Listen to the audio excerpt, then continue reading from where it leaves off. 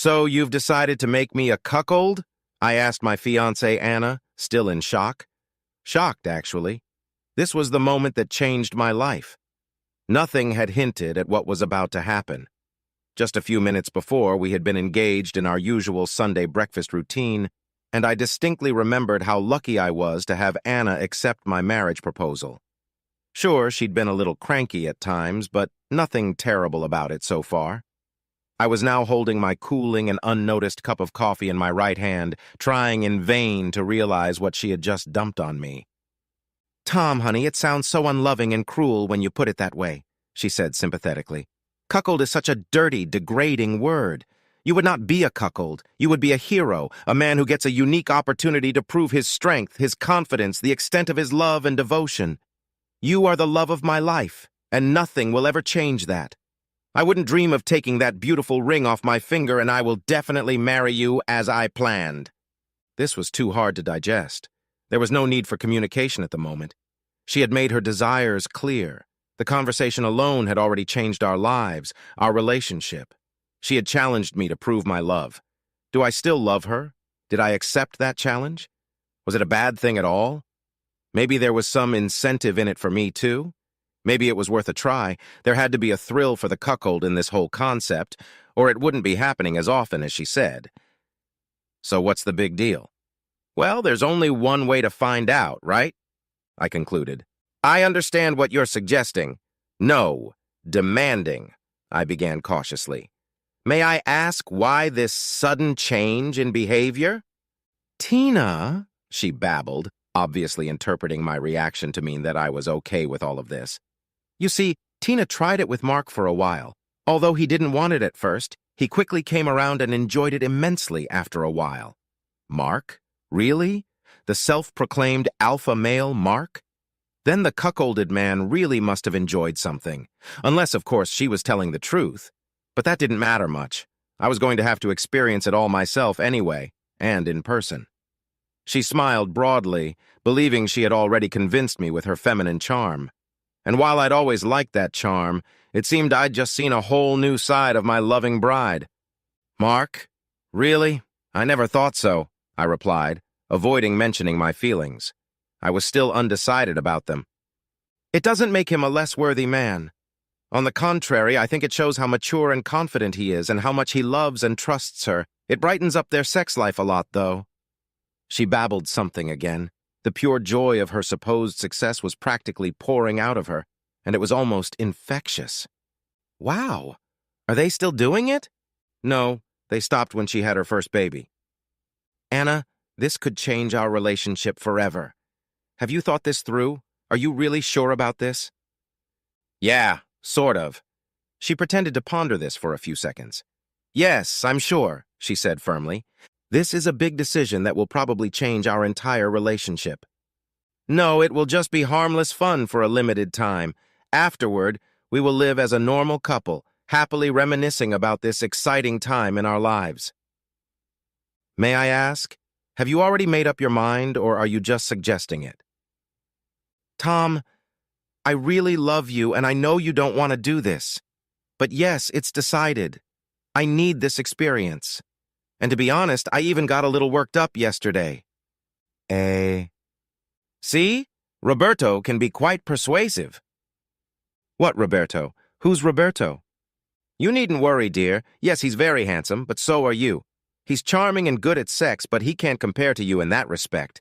It's just the whole cuckold situation that makes sex with him so damn hot and mind-blowing. Roberto is very experienced. He's done it before for others like Mark and Tina. It's helped them a lot, she exclaimed happily. It has helped a lot, I stated cheerfully. She furrowed her brow slightly, but chose to ignore my less than enthusiastic response. Anyway, we just knew you'd come to this. I know how strong and confident you are, how much you love me, and how open you usually are to kinky ideas. I may have been a little hasty, but we didn't see anything wrong with starting when the opportunity arose. Wow, that was a lot of news all at once. I was experiencing a lot of strong and mixed emotions about it all. So, what are the rules going to be? Not the most reasonable question, but the only one that came to my mind. Well, Roberto will sleep with me, of course. She even giggled a little. No love-making, just pure sports sex with no frills. That's the whole point of this game. I see. But what about me? What's my role in this, other than that of cuckolded fiancé? Roberto has agreed that I will still be allowed to service you on occasion. I know that sounds strange, but those are his rules, and he's certainly an expert at it. It's a big sacrifice for me, of course, since I love having sex with you, but I've decided to agree. Of course, he'll use me in any way he can, including another way. Really? You've never wanted to? Yeah, I know. We've never tried it. I'm still not crazy about it, but it seems to be a big deal to him. Wow, I see. I'd never understood some men's fascination with other sex, so that extra detail didn't matter much to me. She knew me well and was well aware that I needed time to process this new information. She again waited patiently for me to finish. So it will only be for a limited time? She jumped for joy and hugged me, assuming I agreed. I knew it, she squeaked. I just knew it. You're just the best. Tom, from now on, I'm going to call you Tommy instead of Tom, okay? It's part of the cuckolding game. Okay. I never liked that name, but hey, it was part of my role, wasn't it? Do I at least get the last of the sex? No, Tommy, I'm terribly sorry, but Roberto has forbidden it. The game has already begun. You're already a full-fledged cuckold. I just have to make sure the pun fits, she explained, chuckling slightly. I see, I said. A few hours later, I reluctantly opened the door and saw a guy, presumably Roberto, standing there. He held out his hand to me, grinning widely. I ignored his hand and just stepped aside. He seemed a little surprised, but quickly pulled himself together, and his arrogant smile returned. At least I felt like I had earned a point, albeit a small one. But then I remembered why I was here, and what my role was supposed to be. I wasn't here to score points or win. My job was to be a cuckold and lose. I realized it was much more complicated than that, and it would take me a while to get used to it. I thought the whole point of it was to make me feel humiliated and jealous watching Anna meet this Roberto with a deep, passionate kiss, and it totally lived up to expectations. God, that hurt. I felt my eyes begin to water, and my emotions fluctuated between anger, resentment, humiliation, and, surprisingly, arousal, and on an industrial scale. Anna had described Roberto as a handsome and charming man. Well, I could hardly judge his charm now, but he seemed mostly arrogant. Maybe Anna liked that? What confused me was his looks. I've always had trouble judging the attractiveness of other men, but this guy seemed surprisingly unremarkable and even unattractive. Come to think of it, he didn't look the least bit Hispanic. I wondered if Roberto was a stage name. He looked like Walter or Michael, just a regular guy. He was a little smaller than me, obviously less muscular and not in as good shape. I was almost disappointed, expecting to see a big, mean, and dominant guy, not a little accountant with thinning hair. But this game took place solely in the minds of the participants. Appearances weren't too important.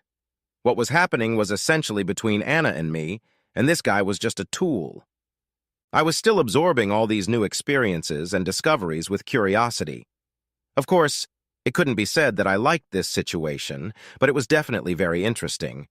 And while I was far from being an adrenaline junkie, I felt much more alive than I had been lately. It was every bit as exciting as I expected it to be, but unfortunately not in a purely positive way. Anna chose a moment to stride past me in her unaccustomed and obviously recently purchased red high-heeled shoes, leading the way towards our bedroom. I'd never seen her in shoes like that, and frankly, she looked a little ridiculous in them. There are women who can wear shoes like that and walk around in them like sneakers. Anna was clearly not one of them. As she walked past me, I saw that a white tag had popped out of her obviously recently purchased black lace panties, pointing upwards along the spine. Anna's uncertain gait and the sticker gave the whole scene a decidedly amateurish look. If she wanted to achieve a cuckold/whore/woman-beast atmosphere, she still had a long way to go. On her panties, right on her ass, was a small green QC checked OK sticker. It characterized her ass very well and in my opinion was more appropriate than the cheap-looking clothes. She kissed it briefly, but deeply. The humiliation was now joined by a pinch of arousal and other emotions. They announced that they were retiring to the bedroom to begin the main event, and that I was invited to watch them. I politely declined, having already gotten quite the dose of cuckolding experience for the day. To my surprise, they managed to increase the overall level of moaning and groaning, making the scene even more incredible. It didn't sound like much fun, but I realized that this whole cuckolding thing wasn't for fun. They were doing it, at least in part, for my benefit. We were all just playing our assigned roles. I was supposed to suffer, and Anna was planning to enjoy it for some reason. I sighed and retired to the guest bedroom, which was now officially my room. Cuckold country, as Anna had described it. I wondered if I should find some sort of vulgar sign on the door that said, "Welcome to Cuckold country." She explained that I shouldn't make the bed for her lover. I asked myself what I had gotten myself into and how long I could stand it. While it was all interesting in its own way and part of my varied feelings were aroused, I still doubted I could take it for very long. In the weeks that followed, they never once met at his house. They always held their dates at our house, in my former bed. I was well aware that meeting elsewhere would deprive me of an important part of this game, my humiliation. So she usually went on dates with him, always dressed to the hilt and flaunted herself in front of me, greeted him enthusiastically in front of me, went to meetings with our friends and openly discussed that she had a lover with my consent. Returning to our house to gloat, would noisily retire to her bedroom, our former bedroom. Whenever they were around, I was invited to watch them.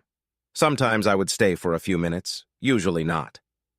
After a while, the novelty of the experience faded.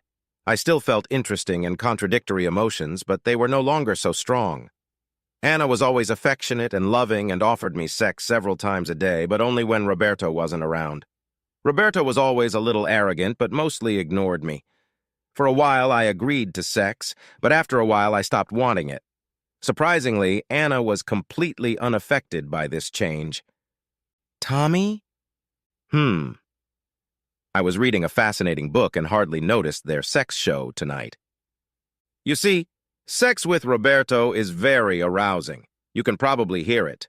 My reaction is much stronger than it was with you when we were still having sex. Well, you seem to be a lot louder, I replied cautiously, avoiding any claim to their validity. Right. She seemed very excited. Clearly something else was coming. I was expecting some new addition to make their humiliation game interesting, and I wasn't disappointed. You see, as exciting as it is to give yourself completely to this dominant man and wonderful lover, there is one thing that will make things even more exciting. I just stared at her, politely awaiting the news. He calls it retro sex. Retro sex? You mean like they used to do in the old days? I thought sex had worked the same way since the beginning, but apparently there's always something new to learn. No, Tommy, retro sex, in the sense of reproduction. According to Roberto, the possibility of getting pregnant really enhances the experience, and for all of us. I can't even describe how excited I am about this. What a thrill. Just imagine, I could be pregnant with our first child. Our first child? Yours and mine. Not his, of course. The baby will be ours anyway, Tommy, she declared earnestly. I see, I replied in a neutral tone. The second child could come from you, of course. By then this whole game will be over anyway, and I'll belong to you alone again, just like I promised. I see. Understood? Is that all you have to say? She looked a little disappointed by my response. Well, of course. Well, I was really at a loss for words. I'm glad you find such great satisfaction in it. You bet, Cocky. That still hurt a little. So when are you going to start? Start? When are you going to stop taking the pills? Oh, that was about 3 weeks ago. Oh, wow. So you could be pregnant already? It's unlikely, but I might be pregnant soon. Isn't that exciting?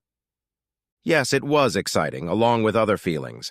I had to admit that I felt an adrenaline rush that I hadn't felt for the past few weeks while the so-called game was getting more and more stale. So in a twisted sort of way, the new turn of events made sense. This game will end with the arrival of our first child. Just remember that. You won't be cuckolded again, ever. You will be a proud man again, my man. I'll be yours alone again. We're going to be so happy." She was happy. "I can see that makes you happy." She confirmed it with a squeal. "Just remember, once my belly gets really big, Roberto will agree that I'll be yours again forever. Isn't that great?" I nodded, confirming that I understood, smiled, and turned to my book again. "Shall we make sex to celebrate?" "No, thanks. That should be saved for Roberto." She frowned slightly, but left it at that. A few months later, two things became apparent: her growing belly and the fact that Roberto had left for parts unknown. Anna walked into my room, dressed to the hilt, and smiled expectantly. "Ta-da! Ta-da! Yes, ta-da! Your loving wife has returned to you." "Well, technically—" "I know," she interrupted me. "We're not married yet, but you're my fiancé, my man, always have been, and I am your woman again. Roberto has left this scene for good." "Really?" "Yes, and as I promised, I am yours again forever." "So it's over then? You really—" "Yes, I know, it was a stupid question asked at the sight of her bloated belly." "Pregnant, yes, isn't that great, honey? We're going to be proud parents." She tried to feign joy, but it didn't seem sincere. In fact, she was suddenly nervous. I looked into her eyes, looking over her face and body, taking my time. Suddenly, I felt like I had just met her. There was a woman standing in front of me. Did I like her? That was a good question. I didn't know. Did I love her? I remembered that I had once loved her. Now she was pregnant with someone else's child, conceived through willful betrayal. She wanted to marry me. She expected to marry me. Did she? She looked at me with an unfamiliar, clearly disturbed expression on her face. It was a life-changing moment, and we both saw it with crystal clarity. Everything had changed, the clock had been restarted, and all decisions had to be made anew. "Tom," she was at a loss, which was unusual. Her insecurity emphasized the new shift in power. "Tom, I hope you never doubted my love for you. It was only a brief aberration, an exciting experience before our married life began. Consider it like marrying a single mother, except in my case, I don't know. Tom, please say something." It puts you in quite a difficult situation, doesn't it? "Leaves me? What, why? You've got me now. I'll never even look at another man from now on. I've had my experience. It's been a perverse adventure for both of us. Now all those cuckold fantasies are behind us." It was time to move on with our lives and plan a wedding before I started showing too much. "We will see our friends often to show them that I am your woman again, fully committed." She spoke too loudly and too fast. You're pregnant, single, and have a low-paying job. Sounds like a bit of a problem." I was so damn calm. It wasn't an act. It was how I felt. I had a choice to make, and I wasn't going to rush it. I felt like I suddenly had all the aces in my hand. "What do you mean I'm not married? We're going to change that soon. You are the love of my life, as I am of yours. You proposed to me, and I accepted. Yes, my job doesn't pay as well as yours, but we've agreed that I'll still stay home." "You seem to assume I still plan to marry you." Her look told me she had her doubts too, but wanted to whitewash it with her contrived cheerfulness. "What? What are you talking about? Of course you're going to marry me, you fool!" She thrust herself at me, clearly wanting a kiss or a hug or something. The palm of my hand quickly stopped her. "Why would you do that? I'm not saying I won't come out, but it's not an easy decision. I'm considering the pros and cons. I proposed to you once, but you've accumulated a lot of baggage since then, emotionally and physically." I pointed to her stomach. Horror appeared on her beautiful face as the reality of the situation began to dawn on her. She would have to convince me to continue living the life she had planned, and she needed to come up with a good reason quickly. She had no plan B. If I refused to marry her, she would have nothing left. We both realized what a terrible risk she was taking, getting knocked up by some idiot when I was supposed to be taking care of her, especially since there had been some unpleasant things going on with that idiot lately, and he didn't want to come back anyway. But she didn't know that. "But you agreed to our game of cuckoldry the other night." "Agreed?" "Not exactly. Before we talked, you had already cheated on me and publicly disrespected me. You had already decided to do it regardless of how I felt about it. Our relationship was over right then. I told you that it could change our relationship forever, but you didn't believe me. I stayed just out of curiosity. It was an interesting opportunity to find out what this weird cuckolding crap was all about, and yet not be a part of it anymore. Maybe I even wanted to watch you hang yourself with your own rope after being so cruel to me. Now, if you'll excuse me, I have a date with my girlfriend. With what? She looked shocked again. Not a good night for her, I guess. My girlfriend. Did you really expect me to remain celibate? You opened up our relationship, so why shouldn't I benefit as well? Oh no, shit. Then she suddenly perked up, seeing an opportunity. I'm going to tell her you're a cuckold. I'm going to say that to every woman you're interested in until you come back to me. Oh, she already knows what you did. She laughed until she fell over. You may have noticed I haven't touched you in months. I didn't want to cheat on her. Oh my God. I had no idea. I suppose you saw her while I was with Roberto. Yeah, after all, you were with him 4 or 5 nights a week and most weekends. You didn't even notice that I wasn't in the guest bedroom. It was very easy. That easy? I didn't even know. I was in some kind of state. Tina and that asshole got these damn ideas in my head, and now it's all turned to shit. Yeah, I guess. I even felt a little sorry for her. Well, just a little, of course. Tom, any chance? No, I don't think so. I made up my mind. I see. Tell your girlfriend never to be as stupid as I am. I envy her the chances she has with you. I'd like to... Never mind. That train has already left the station, right? Right. So you think you're going to marry her? I plan to ask her that tonight. I'm sure she'll say yes. She's hinted at it pretty strongly. Turns out I was right.